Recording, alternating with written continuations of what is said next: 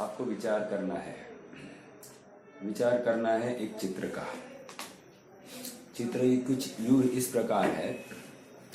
एक पुरुष किसी स्त्री को आलिंगन दे रहा है।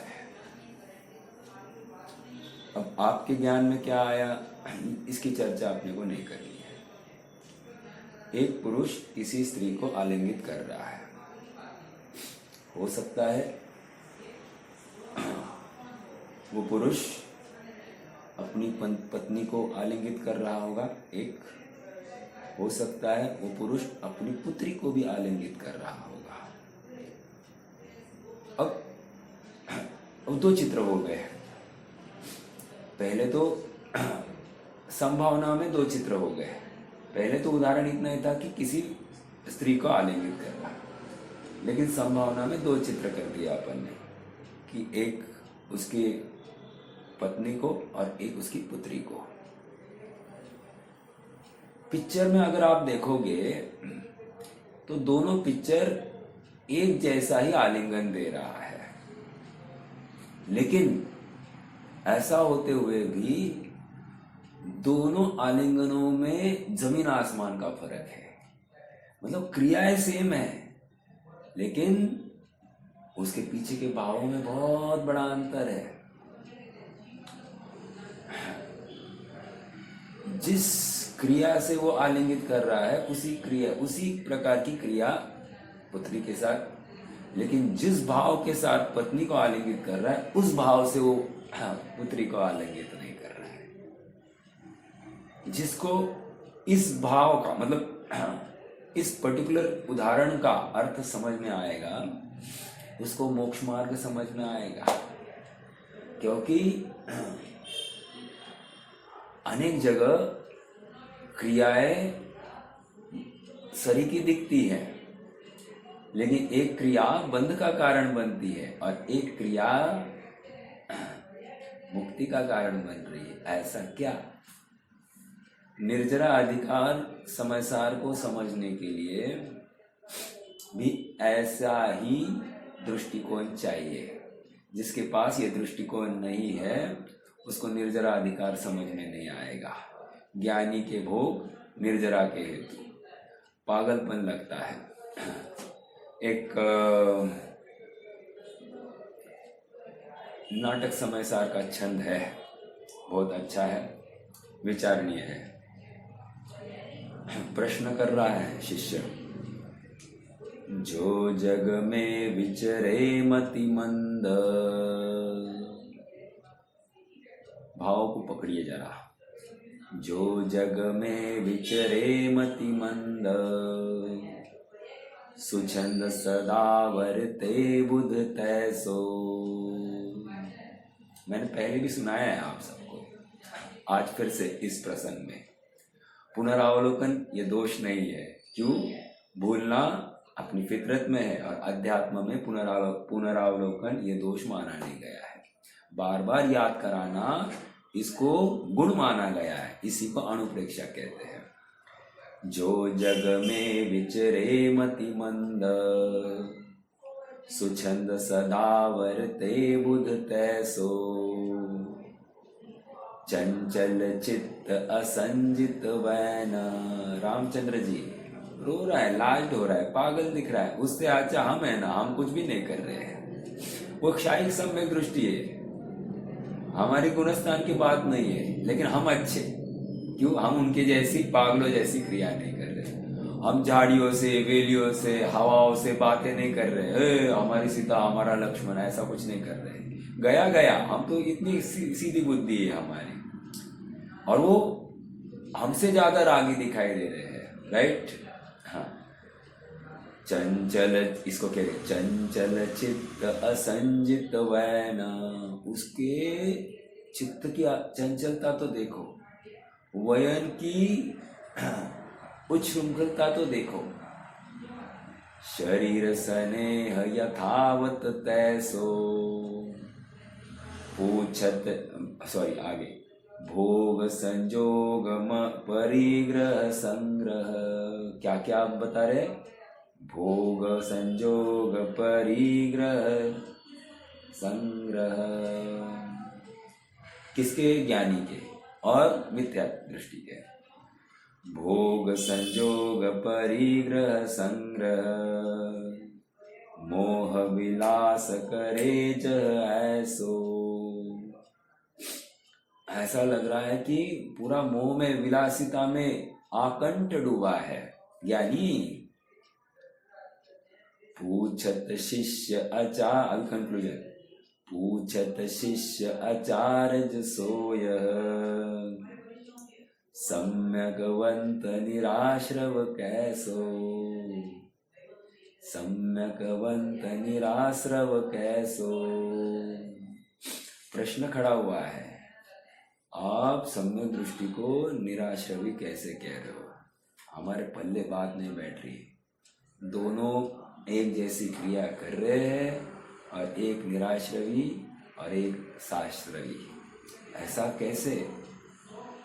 अरे इसके लिए तुम्हारा चर्म चक्षु नहीं चाहिए, इसके लिए आगम चक्षु चाहिए या केवल चक्षु चाहिए, ज्ञान चक्षु चाहिए। ज्ञान चक्षु से देखो तो तुम्हें सब कुछ दिखाई देगा, और चर्म चक्षु से देखोगे तो तुम्हें जो दिख रहा है वो गलत दिखेगा। समझ में आ रहा है क्या? और आगम चक्षु से कुछ भी प्रॉब्लम नहीं होगा। एक और उदाहरण में खड़ा करता हूं। उदाहरण है आदि पुराण संबंधी। आदि पुराण में बात आई है, क्या बात आई है? नंदा सुनंदा का नखशिकांत वर्णन है। नहीं उस अंग उपांगों की चर्चा वहां पर पाई जा रही है। अब ऐसी चर्चा तो स्वाध्यायों में तो नहीं की जा सकती, और एकांत में पढ़े तो भी विकार होता है, ऐसे विद्वान लोग कहते हैं। मैंने नहीं सुना, मैंने पढ़ा नहीं था। तो प्रश्न खड़ा किया गया, इज दिस पॉसिबल? बुलाओ आचार्य को। आचार्य को बुलाया और सबके सामने उनको पूरा जो लिखा है वो पढ़ने के लिए बोला गया। सब आपने लिखा है ये? हाँ हमने लिखा है। ये ऐसी बात? हाँ ऐसी बात। क्या है? पूरा नखशिकांत वर्णन। और ऐसी बात का उच्चारण करते समय या पढ़ते समय में भी उनको किंचित भी विकार दिखाई नहीं दिया। और कोई सुन रहा हो उसको कदाचित विकार हो गया। समझने की बात इतनी है कि सब खेल भावों का है, क्रियाओं का कुछ नहीं है। इसलिए क्या है? धर्म अधर्म का होना जीव के भावों के अधीन है, क्रियाओं के अधीन नहीं है। समझ में आ रहा है क्या? धर्म अधर्म का होना जीव के अपने भावों के अधीन है, क्रियाओं के अधीन नहीं। हाँ जी, एक बात है और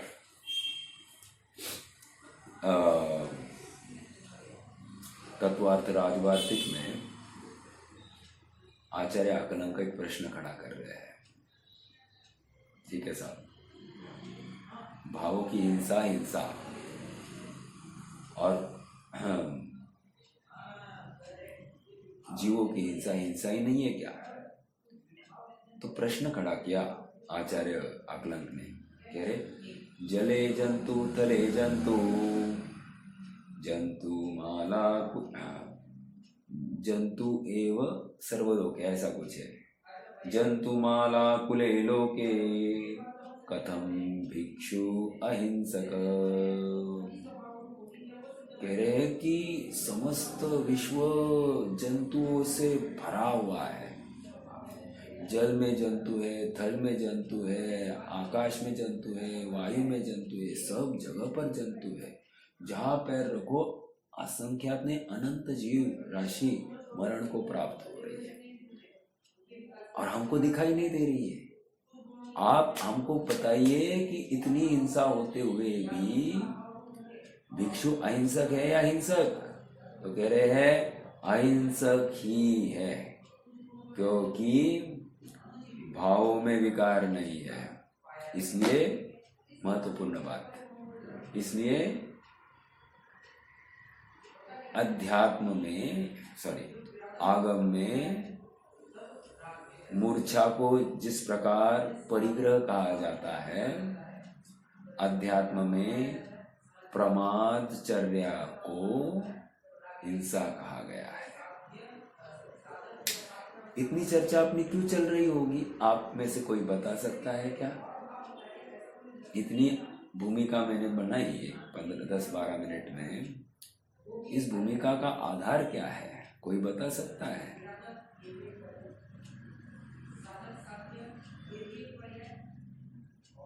कितने जन मेरे साथ में है?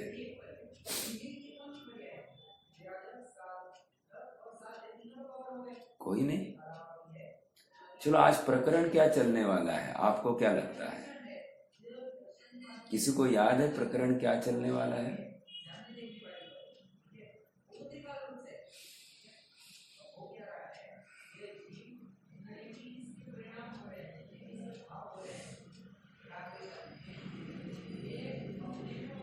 अहो आश्चर्य। चलो विचार करना। आई एम नॉट हैप्पी, मैं संतुष्ट नहीं हूं, क्योंकि अपना मनुष्य भव का हम अत्यंत अत्यंत महत्वपूर्ण समय यहाँ पर लगा रहे हैं। जब लगा रहे हैं तो इतना उपयोग शार्प हो कि एक भी बात अपने ज्ञान से नहीं चूके, इसका प्रयास हमको करना है। और आश्चर्य कोई भी इस एक्सप्लेनेशन के साथ में कोरिलेट नहीं कर रहा है। देखो, प्रकरण चलने वाला है द्रव्यलिंग एंड भावलिंग। इतना तो समझ में आ रहा है ना? प्रकरण चलने वाला है द्रव्यलिंग एंड भावलिंग। अब जहां जहां द्रव्यलिंग वहां वहां भावलिंग, ऐसा कुछ है क्या? जहां भावलिंग है वहां द्रव्यलिंग होता ही होता है, लेकिन जहां द्रव्यलिंग है वहां भावलिंग होना जरूरी नहीं है। इसलिए चूकने के अवसर है। अर्थात द्रव्यलिंग कहकर मैं क्रिया पक्ष को खड़ा कर रहा हूं, और भावलिंग को कहकर मैं भाव पक्ष को खड़ा कर रहा हूं। और इस निश्चय व्यवहार की संधि जिसको समझती है, जो कर सकता है, वही सच्चा पात्र जीव है। समझ में आ रहा है क्या? अर्थात ये स्यादवाद की अद्भुत संधि है, और इस संधि को हमको समझते आना चाहिए। ठीक है? अभिप्राय का फर्क महत्वपूर्ण है। क्रियाएं सेम, अभिप्राय में अंतर। अब ये जो देख सकता है वही सच्चा किंग है। समझ में आ रहा है? किंग मतलब सुखार्थी जी। नाटक समय सार का और एक छंद याद आ रहा है। मेरे ख्याल से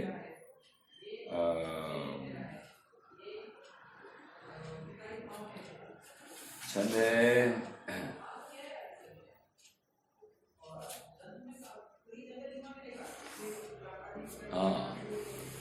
जो बिनु ज्ञान क्रियाव गाहे।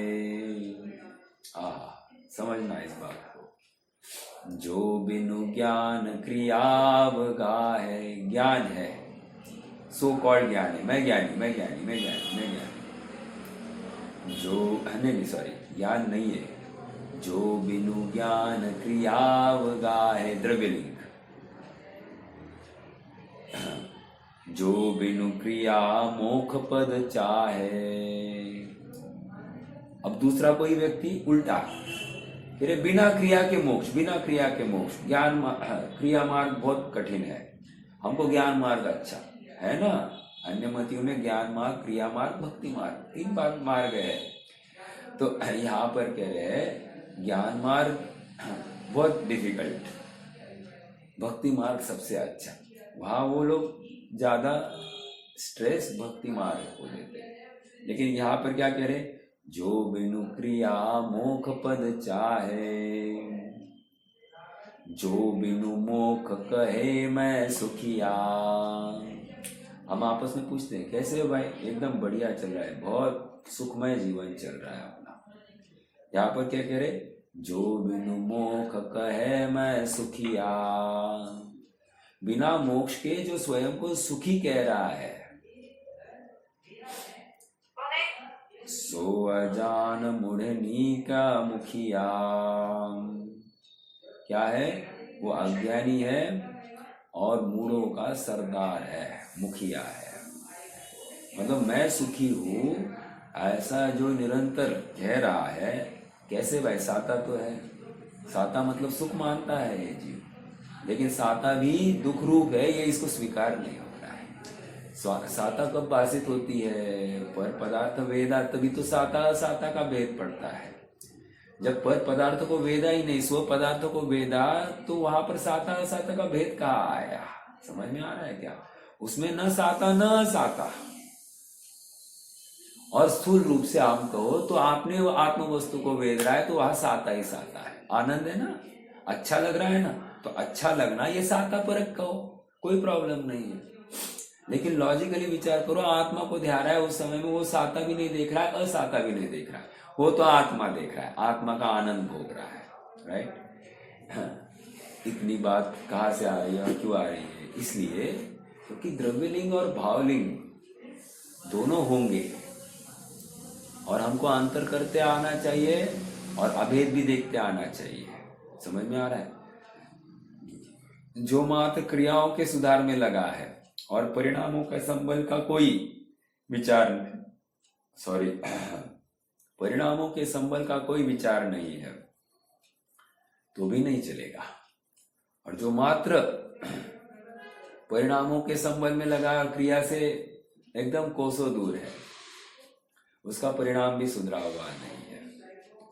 ठीक है, चलिए अब थोड़ा सा अपने को आगे बढ़ना है। गाथा का पाठ एक बार करेंगे और फिर आगे बढ़ेंगे। एक और अच्छी बात है, मैं आप सबके साथ में साझा करता हूँ। धौला में एक प्रकरण आया है। धौला में ये कहा, सब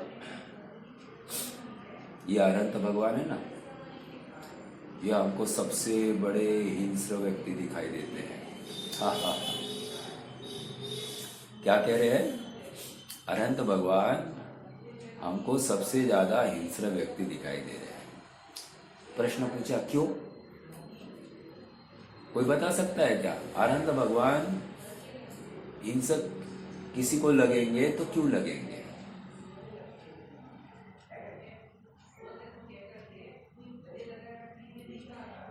कोई बताएगा? मैं ये पूछ रहा हूँ, हाँ, अनंत भगवान हिंसक किसी को लगते हो तो क्यों लगते होंगे?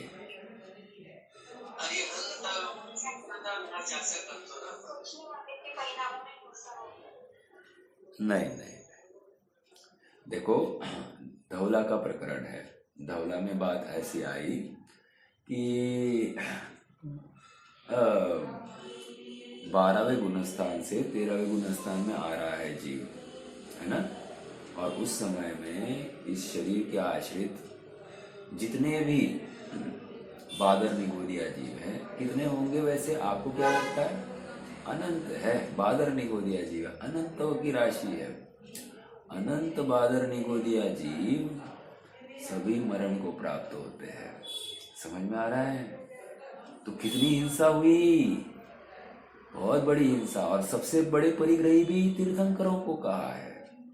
देखो तो चाम धाम और उनका सब ठाट बाट, तो सबसे बड़े परिग्रही तीर्थंकर, सबसे बड़े हिंसक तीर्थंकर, ऐसा दिखाई दे रहा है। धौला में कहा, भाव हिंसा ही हिंसा है, द्रव्य हिंसा हिंसा नहीं। समझ में आया आपको?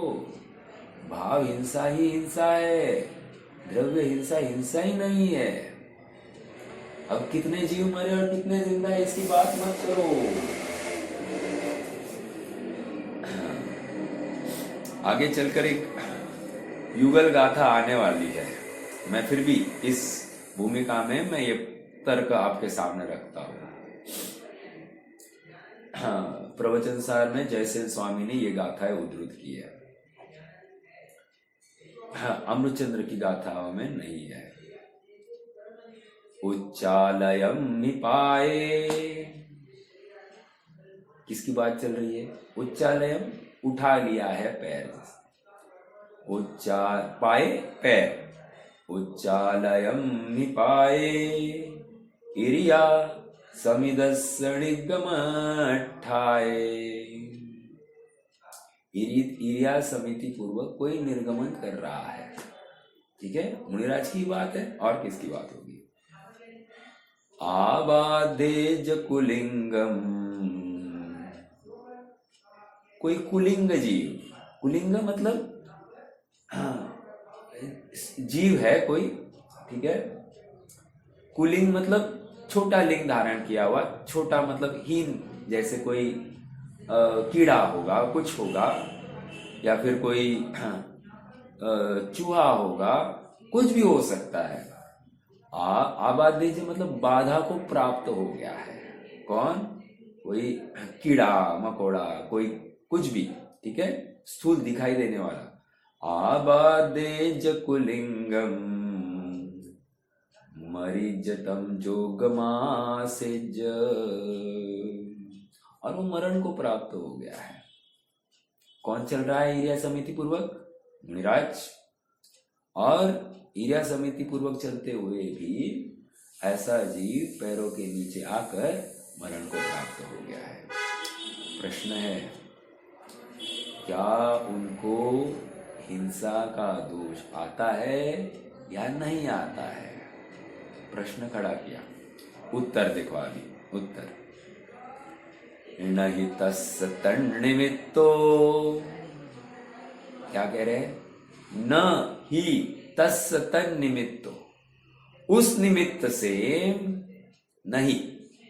क्या निमित्त था? पैर के नीचे कोई कुलिंग आकर मर गया है। उस निमित्त में मतलब उस प्रकरण में उनको नहीं, क्या नहीं? बंधो, बंध नहीं है। और सुनो, बंध कितना नहीं है? सुहुमोय देसिदो समय, सूक्ष्म भी बंध नहीं कहा है। कहा समय, शास्त्रों में, आगम में, भगवान की वाणी में क्या कहा है? सूक्ष्म भी बंधन नहीं कहा। मुच्छा परिगहोत्य अजपमान दो दिठो।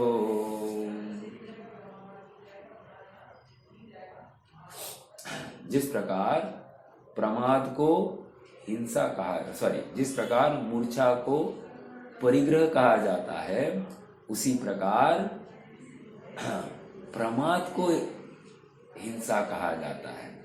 और मुनिराज को प्रमाद नहीं होने से उनको किंचित भी हिंसा नहीं है। समझ में आ रहा है? देख कर चल रहे, और अचानक कहीं से कुछ भी आके गिर सकता है कि नहीं, और मर सकता है कि नहीं? बिल्कुल हो सकता है, कोई विरोध नहीं है। ठीक है, इतनी बात क्यों फिर से? इतनी बात इसलिए क्योंकि द्रव्यलिंग भी है, भावलिंग भी है। मात्र द्रव्यलिंग देखकर निर्णय नहीं है, हमारा भावलिंग के ऊपर ज्यादा फोकस है। क्योंकि द्रव्यलिंग में क्रिया दिखाई देगी, चर्म चक्षु से ऑब्जर्वेशन होगा, और भावलिंग में अभिप्राय परखा जाएगा, और अभिप्रायों को वैल्यू है, क्रियाओं को कोई वैल्यू नहीं है। मोक्षमार्ग प्रकाशक में एक प्रकरण ही लिख दिया है पंडित साहब ने। बोलिए, किसी को याद है क्या प्रकरण? मोक्षमार्ग प्रकाशक में प्रकरण, और कौन सा पेज होगा? चर्चा अपनी हुई है इसलिए पूछ रहा हूं, नहीं तो पूछूंगा नहीं।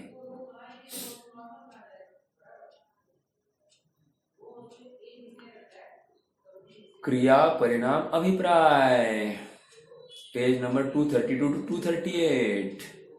वहां पर पूरा प्रकरण फैला है। इसी के ऊपर अभय कुमार जी ने क्रिया परिणाम अभिप्राय नामक एक छोटी पुस्तिका ही छपाई है। भाई क्रिया है, हाँ, जैसी क्रिया वैसा परिणाम वैसा अभिप्राय हो सकता है। कभी कभी जैसी क्रिया वैसा परिणाम नहीं है, कभी कभी जैसी क्रिया वैसा परिणाम लेकिन अभिप्राय वैसा नहीं है, ऐसा भी हो सकता है। समझ में आ रहा है? तो कितने परम्यूटेशन कॉम्बिनेशंस है। हाँ, मतलब हर बात हम कैसे नापेंगे, नापने का थर्मोमीटर क्या है?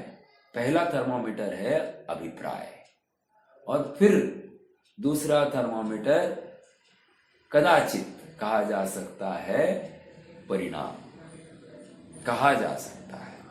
लेकिन जब अभिप्राय चंगा तो कटौती में गंगा, और अभिप्राय में ही सब खराबी है तो फिर पैरों तले से पानी निकल के जा रहा है, तुम्हारे हाथ कुछ नहीं आने वाला है। अर्थात उस क्रिया को या परिणाम सुधार को कोई वैल्यू नहीं है। दिन रात ये जीव परिणाम सुधार के पीछे जितना यत्न कर रहा है उसका शतांश भाग अपने अभिप्राय के सुधार के पीछे लगाएगा तो इसका कार्य जल्दी होगा। ये यहां पर समझना है। ये प्रकरण देखने की अपेक्षा, मतलब प्रकरण में आप जुड़ जाइए। प्रकरण में क्या समझाना चाह रहे हैं आचार्य देव, ये आप थोड़ा सा उनकी दृष्टिकोण को देखिए, क्योंकि प्रकरण बहुत सरल है लेकिन हमको क्या पकड़ना है? हमको अभिप्राय पकड़ना है। हर क्षण पर हम अभिप्राय पकड़ेंगे। हम श्रद्धान को ऊर्ध्व करके इस सब जगह पर देखेंगे और वो देखने का नजरिया आगम होगा। आगम जो दृष्टि देता है उसी दृष्टि से देखेंगे, चर्म चक्षु से नहीं देखेंगे।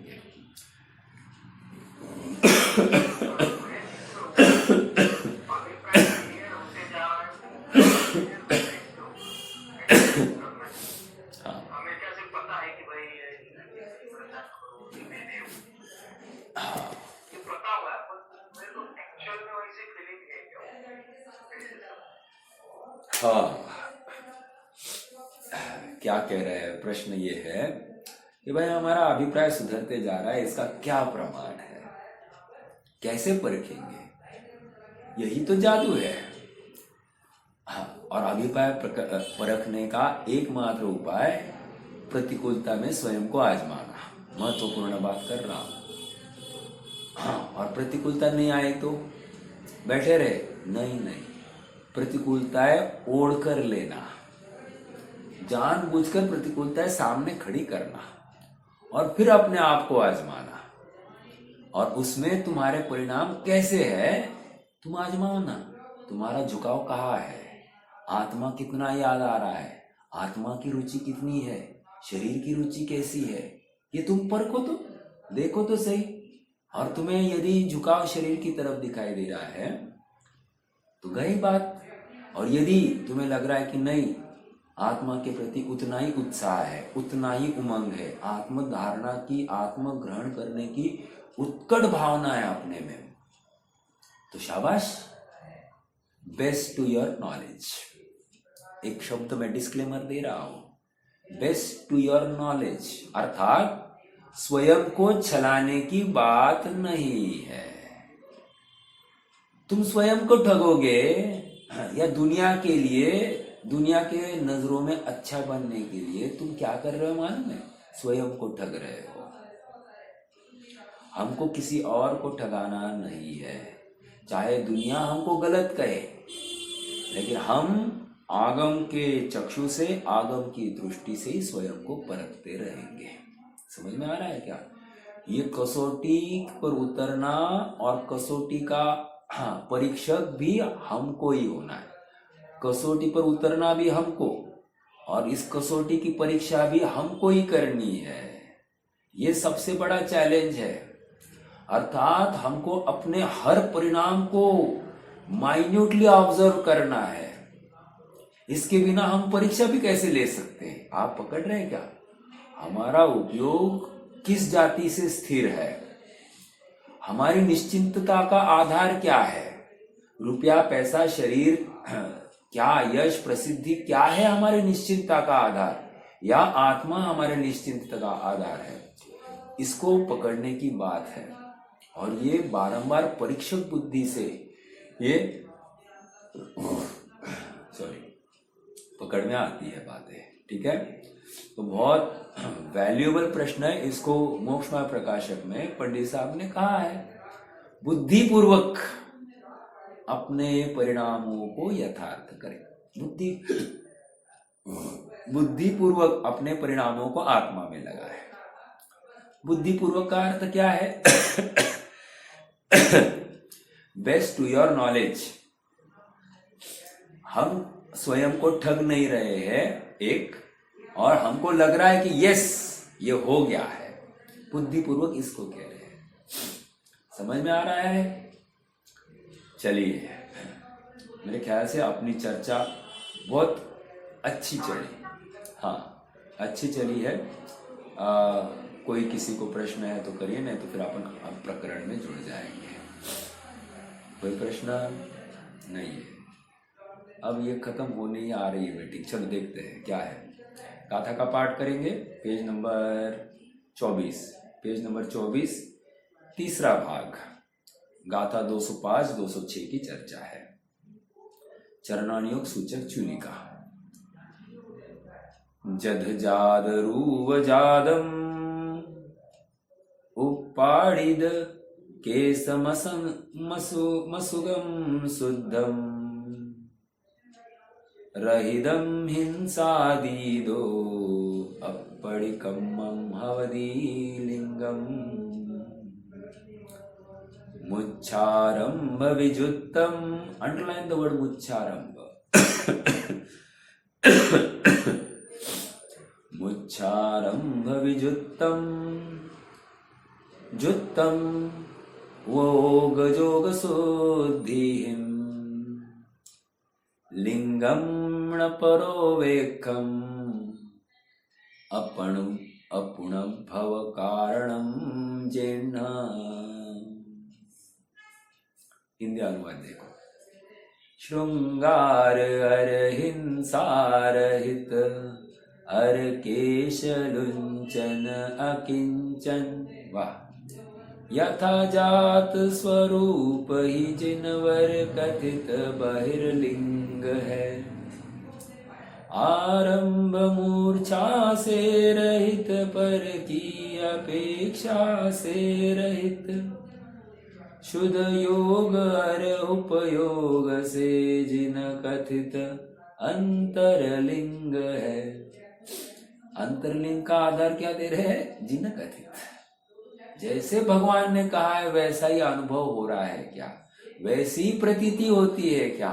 वैसी उमंग हो रही है क्या? वैसी रुचिकर लग रहा है क्या अपनी वस्तु? समझ में आ रहा है क्या? देखो, थोड़े दिन पहले प्रिया भाभी ने पूछा था कि मुनिराज को दीक्षा देने के लिए क्या हर्जा है, मतलब दीक्षार्थी को ऐसी दीक्षा देने के लिए क्या हर्जा है। तो वहां पर हमने एक बिंदु के ऊपर चर्चा की थी, रुचि। याद आ रहा है क्या? वो रुचि की तीव्रता कितनी है? क्योंकि आज रुचि है, कल खत्म। ऐसी रुचि को मोक्ष मार्ग में स्थान नहीं है।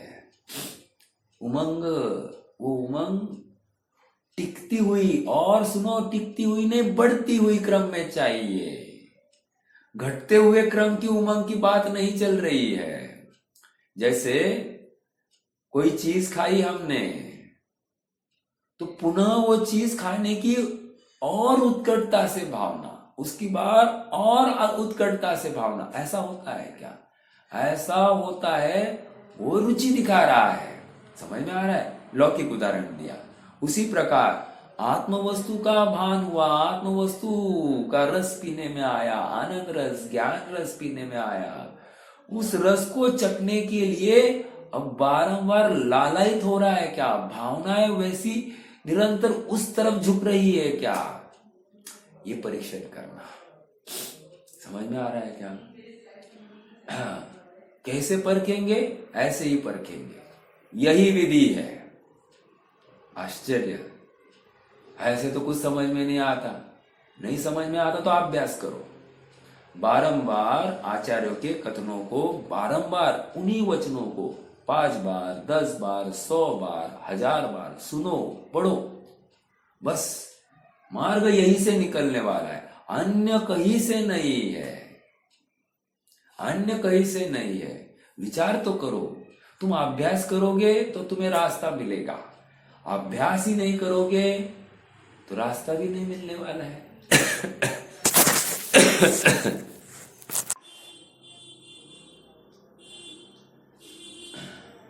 क्या कह रहे थे, एक मिनट।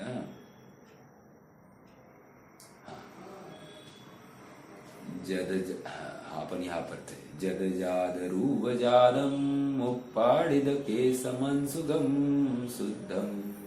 शुद्धम मतलब शुद्ध, शुद्ध हो रहा है। शुद्ध कैसे हो रहा है? रहिदम हिंसादिदो, हिंसा आदि से रहित है। अपड़िकम्मम हवदी लिंगम, ऐसा लिंग होता है। अपड़िकम्मम का अर्थ क्या लिया है यहाँ पर? अपड़िकम्मम अर्थात यहाँ पर श्रृंगार से रहित शारीरिक बात आ गई है, श्रृंगार आदि से रहित। तो ये लिंग होना चाहिए, ये बहिर्लिंग है। यथाजात रूप अर्थात बहिर्लिंग तो हमको 100% नग्न ही चाहिए। बहिर्लिंग 100% 28 मूल गुणों सहित ही चाहिए। कंडीशंस, ये मेरी बात नहीं है साहब, ये यहाँ पर लिखिए। मतलब मैं यहाँ का ही निरूपण कर रहा हूँ, मैं भगवान की वाणी का निरूपण कर रहा हूँ। ये प्रवचन सार ग्रंथ है, आचार्य कुंद ने लिखा है, मैंने तो लिखा नहीं ना। तो ये यहाँ पर जो बात लिखी है वही बात कह रहा हूँ। मतलब हाँ, कोई अन्यथा अर्थ नहीं निकालेगा। अगर अपने को वो अर्थ यथार्थ भाषित नहीं हो रहा है तो तकलीफ हमारी कमी की है, हमारी समझ की है। हम जब तक वैराग्य परक भाव नहीं निकाल पाते हैं, वीतरागता परक भाव नहीं निकाल पाते हैं, तो फिर हमारा कहीं ना कहीं राग का पोषण हो रहा है। एक हमारे अभिप्राय में 100% भूल है, और यही तो हमारी कंडीशन है कि अभिप्राय को सुधारना सबसे पहला कर्तव्य है। समझ में आया? इसलिए जिनागम में ये परिपाटी है कि सबसे पहले मिथ्यात्व को सप्तव्यसन से भी बड़ा पाप जानकर पहले छुड़ाया है। मिथ्या तो मतलब क्या साहब? मिथ्या तो मतलब दृष्टि, अभिप्राय। अभिप्राय ही गलत है तो फिर हम तुम्हारी क्रियाओं को क्या देखेंगे? क्रियाओं में खाक तुम्हें फायदा होगा, अभिप्राय में ही तकलीफ है ना। तो हमारा अभिप्राय के ऊपर ज्यादा बल है, राइट?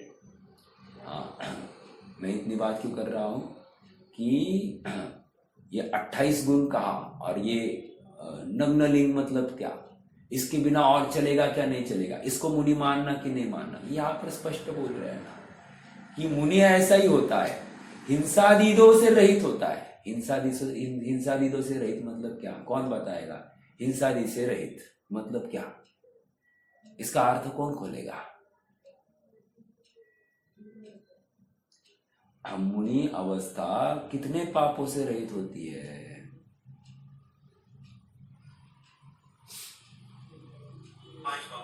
5 पापों से। इसी को अपन मुनिराज के सामने क्या लगाते हैं? मतलब सामने मतलब महाव्रती तो लगाते, 108 लगाते, 108। वो 108 किसका परिचायक है? हाँ, 108 इसी का परिचायक है कि कृतकारितानुमोदन। आगे बोलो, समारंभ समारंभ आरंभ, राइट? फिर मन वचन काय, फिर क्रोध मान माया लोभ। अब इन सब का क्रोध के साथ, इन सब का मान के साथ, इन सब का माया के साथ, इन सब का लोभ के साथ परम्यूटेशन कॉम्बिनेशन करो। 3 गुना 3 9 हो गए, 9 गुना 3 27 हो गए, 27 गुना 4 कितना हो गया? 108। 108 कोटि से त्यागी होता ही है, होना ही चाहिए। पहली कंडीशन रखी है, हिंसादि से रहित। समझ में आ रहा है क्या? ये पहली परीक्षा है। इस परीक्षा में फेल है तो हम मुनिपना कैसे स्वीकार करेंगे? पकड़ में आ रहा है क्या? नहीं, भाव को, इसलिए मैंने आज भाव पक्ष भी खोला।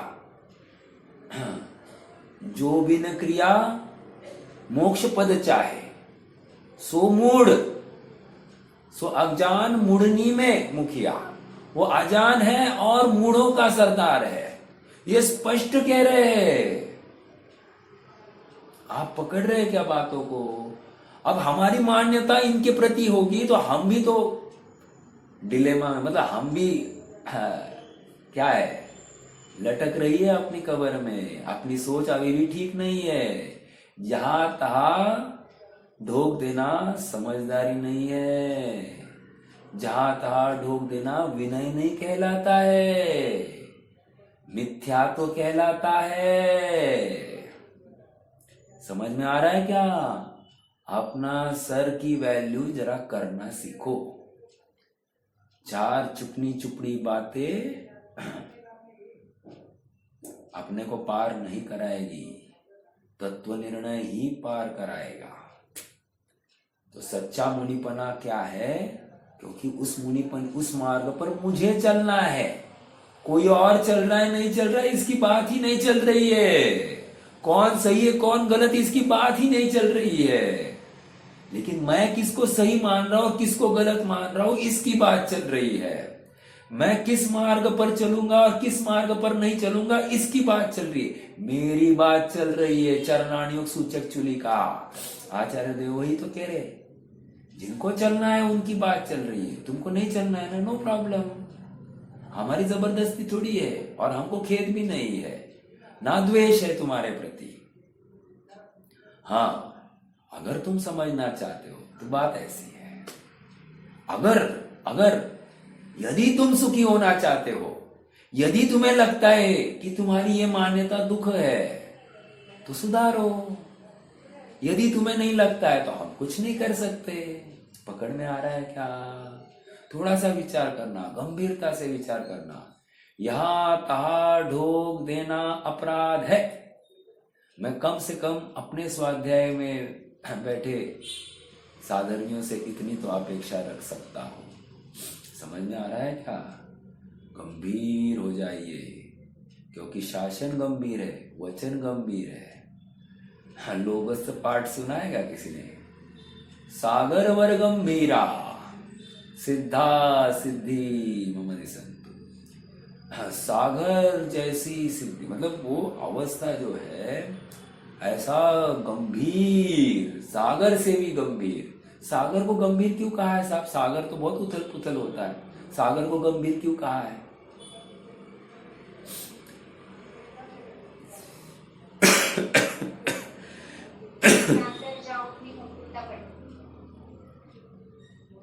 ऊपर भले ही उथल पुथल दिखती होगी, लेकिन आप 5 किलोमीटर 10 किलोमीटर 2 किलोमीटर 5 किलोमीटर भी नहीं 2 किलोमीटर नीचे जाओ, सागर एकदम स्थिर है। कैसे स्थिर है? वहां का टेम्परेचर भी बदलता नहीं है। कैसे स्थिर है? हलन चलन भी नहीं हो रही है सागर में। हाँ, इतना गंभीर है। और सुनो, गंभीरता का आधार और है, सब कुछ अपने में समाये लेता है। सब कुछ, कितना कूड़ा करकट कचरा सब अपने में समा लेता है, लेकिन उगलता कुछ नहीं है। नीचे देखो, नीचे, ऊपर मत देखो आप, नीचे देखो। नीचे आपको एकदम शांत प्रशांत दिखाई देगा, इसलिए गंभीर। ऐसा मेरा आत्म स्वभाव, गंभीर। तो ये शासन भी उतना ही गंभीर है कि विपरीत बात को विपरीत देखता ही नहीं है और अनुकूल बात को अनुकूल देखता ही नहीं है। जैसा है वैसा जानता है, और इसको जैसा है वैसा जानने से इष्ट अनिष्ट कुछ भी नहीं है, राग द्वेष का कोई प्रसंग नहीं, अपना आत्मा ही अपने लिए सर्वोपरि। बस ऐसा जानकर अपने स्वरूप में मग्न हो जाता है। समझ में आ रहा है? देखो 206 की गाथा। मुच्छारंभ विजुत्तम, मूर्छा और आरंभ से रहित। एक विजुत्तम, विजुत्तम मतलब 1 मिनट, एक मिनट। हाँ, रहित रहित, बहुत अच्छा। मैं वही विजुत्तम मतलब मैं थोड़ा सा मैं गड़बड़ा गया। मुच्छारंभ विजुत्तम, एक मूर्छा और आरंभ से रहित। आगे देखो जुत्तम, जुत्तम मतलब युक्त। किससे युक्त है आप देखो, अब अस्थि पर क्या करना है ये कह रहे हैं। उवोग जोग शुद्धिम, क्या कह रहे, किससे युक्त है, उवयोग जोग शुद्धिम, योग और उपयोग की शुद्धि है। अंडरलाइन दिस, इसका पूरा भाव है। इसका मतलब क्या करना रोहित भैया, ये पूछ रहे थे। देखो कह रहे योग और उपयोग की शुद्धि है क्या, ये देखना। समझ में आ रहा है क्या, अपना योग और अपने उपयोग की शुद्धि है क्या। व्हाट इज योग एंड व्हाट इज उपयोग, ये अपने आप में प्रश्न है। समय सार गाथा 101। समझ में आ रहा है क्या, वहां पर योग उपयोग समझाया है। उवोग जोग शुद्धि लिंगम न परो वेक्कम, अपुनभव कारणम जिन्ह अपुनभव कारणम। ये ऐसा लिंग जो धारण करता है ना, अर्थात भाव लिंग जो धारण करता है, अपुनर्भव कारण जिन्हम, मतलब क्या साहब, अपुनर्भव कारण है जिसमें, अपुनर्भव मतलब अब भवांत, दुखांत, सुखांत, सॉरी सुख की अनंतता, अर्थात लौकिक सुख का अंत, ये कहना है। भवांत दुखांत, ये भव भ्रमण, ये दुख भाषित होता है क्या अपने को, प्रश्न करना। यदि भव भ्रमण अपने को दुख भाषित नहीं हो रहा है ना, समझ लेना अभिप्राय में खोट है। हाँ है, मानो इस बात को। और स्याद्वाद से ये सब होता है। भव भ्रमण ये दुख रूप भाषित होता हुआ भी क्रमबद्धता को, क्रमणीयता को सहर्ष स्वीकार करता होगा। हाँ, आश्चर्य, इसी को स्याद्वाद की संधि कहते हैं। जिसको स्याद्वाद की संधि समझ में आई ना, वो आगे बढ़े। जिसको ये संधि करते आई नहीं, ये भी ऐसा नहीं चलेगा, यही ऐसा भी नहीं चलेगा, ये ऐसा भी नहीं चलेगा। संधि, मूल प्रयोजन शुद्ध आत्मा, मूल प्रयोजन भाव नग्नता, और स्वयं बाहर में फिर 28 मूल गुणों का पालन दिखाई देता है, दिखता ही है। इसलिए कोई पूछे साहब शुभ भाव करना कि नहीं करना, शुभ भाव होता है, किया नहीं जाता। जैसे प्यार करना कि नहीं करना, प्यार हो जाता है। लोक में चलती कि नहीं बात, कैसे प्यार हो गया समझ में नहीं आया, वैसे ही शुभ भाव होता है, लेकिन उसका आदर नहीं है, शुद्ध भाव का ही आदर है। समझ में आ रहा है क्या? हाँ, देखो श्रमण का बाह्य लिंग अर्थात द्रव्य लिंग, सिर और दाढ़ी मूछ के बालों का लोंच वाला, और जन्म के समय के रूप जैसा रूप वाला, शुद्ध हिंसादि से रहित और शारीरिक श्रृंगार से रहित। शारीरिक श्रृंगार कहकर क्या कहना चाह रहे हैं साहब, सजना धजना नहीं। एक शारीरिक श्रृंगार मतलब क्या, मात्र बाल के ऊपर ऐसा हाथ घुमाया, खत्म, गया काम से, मुनिपना ही गया काम से। इस श्रृंगार से रहे, बाल बहुत बड़ा है नहीं चलेगा,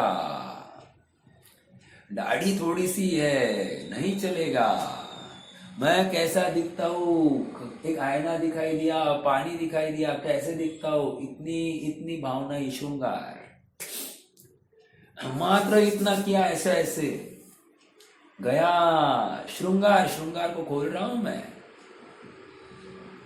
तो कुछ नहीं करना, कुछ नहीं करना। अरे आंख में जो मैल आया है ना, गंदगी आई है, कचरा आया है, उसको निकालेगा कि नहीं निकालेगा?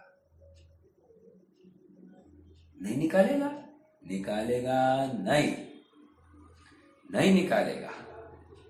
निकाला तो आरंभ से रहित नहीं है, शरीर श्रृंगार से युक्त है। हाँ, शरीर श्रृंगार से युक्त है। कैसे समझे हम, कैसे माने? देखो ये परीक्षा के बिंदु है। अब यहीं पे कोई फेल हो जाए तो आगे क्या परीक्षा करनी? नहीं, आप उनके भावों को, उनके ज्ञान को देखो। अरे हमको देखना ही नहीं कुछ। फिर देखने के लिए हमारे पास शास्त्र है ना, हम शास्त्रों से सब देख लेते हैं और सब कुछ देखा जा सकता है। शास्त्र मतलब वाणी, और वाणी ही तत्व निर्णय में कार्यकारी है। समझ में आ रहा है क्या? फिर हमको उनको क्यों सुनने की इतनी जिद है? इतना हमको हठाग्रह नहीं है, हमको यथार्थ बात सुनने का ही हठाग्रह है एक। इसलिए कहा ये बात उपदेश सिद्धांत रत्नमाला ग्रंथ है। क्या कह रहे हैं वहां पर? हाँ, मिथ्या दृष्टि गुरु काले नाग के समान है, इसलिए उनसे अंतर बनाए रखना। मोक्षमार्ग प्रकाशक में है वो, पेज नंबर क्या है? वो मुझे याद नहीं, पेज नंबर पहली अध्याय में है। काले नाग के समान है। और उपदेश सिद्धांत रत्नमाला में मेरे ख्याल से 17-18वां छंद होना चाहिए या 19वां छंद होना चाहिए। तो कहने की बात इतना, इसी को दौलत राम जी उपलनाव कह रहे हैं। हमको अब निर्णय करना है कि हम कहाँ खड़े हैं, हम किसके पीछे हैं।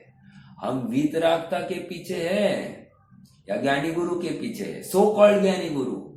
और ज्ञानी गुरु के खोज में साथ आत्मा से चूक जाओगे।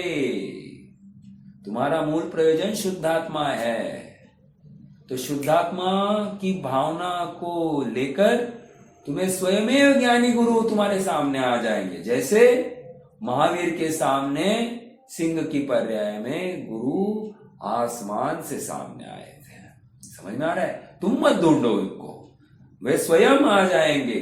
क्रमबद्धता में, क्रम नियमता में उनका संग तुम्हें प्राप्त हो जाएगा। लेकिन आज तुम्हें क्या करना है? तत्व निर्णय करना है। समझ में आ रहा है क्या? तुम तत्व विचार से रहित मत होना। तत्व विचार से रहित हो गए काम से। और तत्व विचार मतलब क्या? परीक्षक बुद्धि। ये तत्व, ये मेरा स्वजीव तत्व है क्या? ये अजीव तत्व है? इसमें राग द्वेष बंध का कारण है क्या? संसार का कारण है क्या? मेरा मूल प्रयोजन क्या है? इस तत्व का, इस सो कॉल्ड गुरु नामक तत्व का अनुकरण करने का प्रयोजन क्या है? शुद्धात्मा है, वो मुझे शुद्धात्मा दिखा रहा है क्या? क्या उसको शुद्धात्मा मिला है क्या? उसके शुद्धात्मा की क्या वैलिडिटी, क्या गारंटी? विचार करना। समझ में आ रहा है क्या? हाँ, ये बहुत महत्वपूर्ण बातें है। और यदि उसके शुद्धात्मा की वैलिडिटी नहीं, गारंटी नहीं है, एटलीस्ट वो आगम युक्त बातें बता रहा है क्या, या उसमें अपनी कुछ बातें मिलाकर बोलता है क्या? समझ में आ रहा है क्या? इतनी बातें मैं कहा कह रहा हूं, क्यों कह रहा हूं? आरंभ से रहित है, ऐसा वो शुद्ध है। आरंभ बाहर में दिखाई देने वाले समारंभ, समारंभ, आरंभ दिखते हैं क्या? हाँ, मन वचन काय की प्रवृत्ति दिखाई देती है क्या विषयों में? हाँ, तो वहां पर क्रोध मान माया लोग दिखाई देते हैं क्या? समझ में आ रहा? यश की लोग, ये दिखाई देता है क्या? अपनी प्रभावना किससे हो, किसी का संग्रह है क्या? अपने पास नहीं, लेकिन अपने पास के टट्टू के पास में होगा तो संग्रह। अर्थात मान लो मेरे पास मोबाइल नहीं है, लेकिन मेरे साथ वाले ब्रह्मचारी भाई के पास में है, चलेगा? वो तुम्हारा ही संग्रह है, क्योंकि वो तुम्हें देखकर चल रहा है, तो उसके पास भी नहीं चलेगा। आप पकड़ रहे हैं क्या मेरी बात को? ये सब विचार करना, अपना मोक्ष मार्ग कैसा होगा। द्रव्यलिंग मतलब क्या हल्की बात नहीं है। आचार्य देव को कोरोना आई है और पहले द्रव्यलिंग समझाया, क्योंकि लोग इसको भी समझने में चूक रहे हैं आज, इसलिए पहले द्रव्यलिंग समझाया जाए, फिर भावलिंग की भी चर्चा कर ही रहे हैं। लेकिन द्रव्यलिंग एक गाथा में खत्म किया आपने, एक गाथा में नहीं, इसके ऊपर तो ग्रंथ लिखे गए हैं। कोई हल्के में मत लेना इस द्रव्यलिंग को। और नहीं फिर अपना जिन शासन कैसे चलेगा, एक बहुत बड़ा प्रश्न आता है। जिन शासन कैसे चलेगा फिर गुरु नहीं। तो पंडित साहब ने मोक्षमार्ग प्रकाशन में बहुत अच्छा उदाहरण दिया है। कह रहे हैं कोई राजा नहीं है और राजा के भेष में सामने खड़ा हो जाए, चलेगा? राजा नहीं है इसलिए कोई राजा के भेष में सामने खड़ा हो जाए और कहे मैं राजा हूं, चलेगा क्या तुम्हें? मान लो शिवाजी नाम का राजा, अब वो नहीं रहा, अब कोई शिवाजी नाम का दूसरा व्यक्ति शिवाजी के नाम पर वहां पर आकर खड़ा हो जाए। शिवाजी नाम का व्यक्ति हो नहीं हो, लेकिन मैं शिवाजी हूं ऐसा कोई बोलने लग जाए, तो वो क्या कर रहा है? ठग रहा है कि नहीं ठग रहा है? समझ में आ रहा है क्या? तो ठग रहा है, फैक्ट है ये तो लोक में ये बात चलती है, एकदम प्रसिद्ध है ये बात। तो फिर मोक्ष मार्ग में तुम्हें क्यों ये अड़काठी लगती है कि भाई नहीं अपने से तो अच्छे है लेकिन सच्चे नहीं है, तो क्या फायदा? तो तुम सच्चे का ही अवलोकन करो ना। और हम दिखा रहे हैं ना शास्त्रों के माध्यम से, तुम इमेजिन करना। नहीं साहब इमेजिन नहीं होता, प्रत्यक्ष देखने से काम होता है। अच्छा तो मैं एक प्रश्न करता हूं, मैं कोई एक डरावनी स्टोरी बोलूं तो तुम्हें डर लगता है? लगता है। इसका मतलब तुम्हें भाववासम होता है, इतनी बुद्धि तो तुम्हारी है। तो फिर ये तुम नहीं करते हो तो तुम्हारी रुचि की कमी है, तुम ये करना नहीं चाहते हो, ये तुम्हारी कमी है। मानो अपनी कमी की और कमी को दूर करो, क्योंकि मोक्ष मार्ग में चलना है ना तुम्हें, इसलिए हम जवाब दे रहे हैं। अगर तुम्हें चलना नहीं तो उसकी बात ही नहीं है। फिर समझ में आ रहा है? गंभीर प्रकरण है, अत्यंत मनोयोग से इस प्रकरण के साथ में जुड़ जाना, क्योंकि ऐसे प्रकरण अपना जीवन निहाल कर देते हैं। और निष्पक्ष बुद्धि से किसी के प्रति कोई बैर नहीं है, क्योंकि हम किसी से बैर करें तो हम कषाई हो जाएंगे, और हमको तो कषाय करनी नहीं, हम तो वितरागता के प्रेरे हैं। इसलिए किसी का विरोध नहीं है, अपने आत्म कल्याण के लिए ये चर्चाएं है। और इसी पक्ष से सुनना, अपने आत्म कल्याण के लिए। मैं पक्षपाती हूं ऐसा नहीं देखना, और यदि आपको पक्षपात वाली लगती हो तो आप मेरे वचनों से वितरागता ही निकालने का प्रयास करना। चुक्किज छलम न घेतव्यम, मुझे तो समझ में आया है, लेकिन आपको मेरी बात समझ में नहीं आई तो आप छल को ग्रहण मत करना। ये भी हमारी करुणा है। आप पकड़ रहे क्या मेरी बात को? आज के लिए रुकते हैं। कोई प्रश्न है तो रख सकते हैं, नहीं तो जिनवाणी।